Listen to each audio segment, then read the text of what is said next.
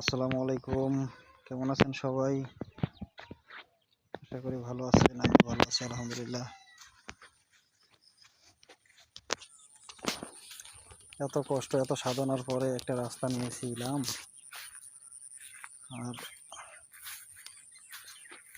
রাস্তার এই অবস্থা যদি হয় তাহলে তো রাস্তা নেওয়ার চাই না নেওয়াই ভালো ছিল।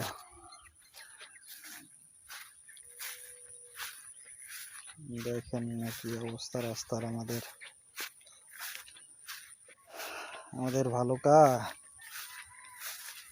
ভালুকার গ্রাম অঞ্চলগুলোতে এই পরিস্থিতি যদি থাকে তাহলে মানুষ চলাফেরা কেমনে করবে?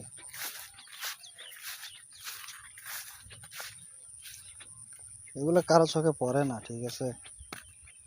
সবাই আছে যার যার স্বার্থ নিয়ে। রাস্তার এই অবস্থা থাকে, রাস্তাগুলো এই অবস্থা থাকে। কারো তো আর কাছে তো আর টাকা পয়সা চাই না যে আমাদের কিছু টাকা পয়সা দিয়ে হেল্প করেন। আমাদের রাস্তার কাজটা করে দিলেই এনাফ, আর কিছু লাগে না।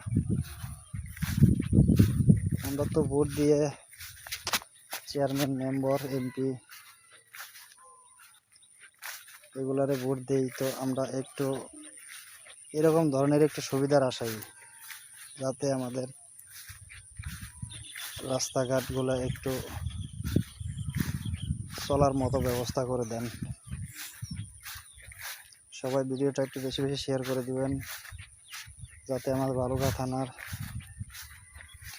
বালুকাবাসীর সবার চোখে পড়ে। দেখেন, দেখে যেন ওনারা একটু সহযোগিতা করেন। শুধু এই রাস্তা বলে কথা না, আমাদের বাড়ি তো তামাট কাচিনা ভালুকা, বেশিরভাগ রাস্তাই গ্রাম অঞ্চলের এই অবস্থা এরকম।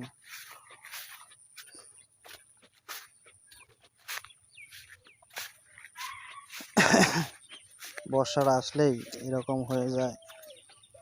যদি এরকম থাকে চলতে পারি না, গাড়ি ঘোড়া আসতে পারে না, হাইটেই চলতে পারি না। এরকম রাস্তায় কি হাইটে চলা যায়? হাইটেও চলা যায় না। মানে এতটা পরিস্থিতি, এতটা ভয়াবহ পরিস্থিতি বলার মতো না। তাই বলতেছি, ভিডিওটা করার উদ্দেশ্য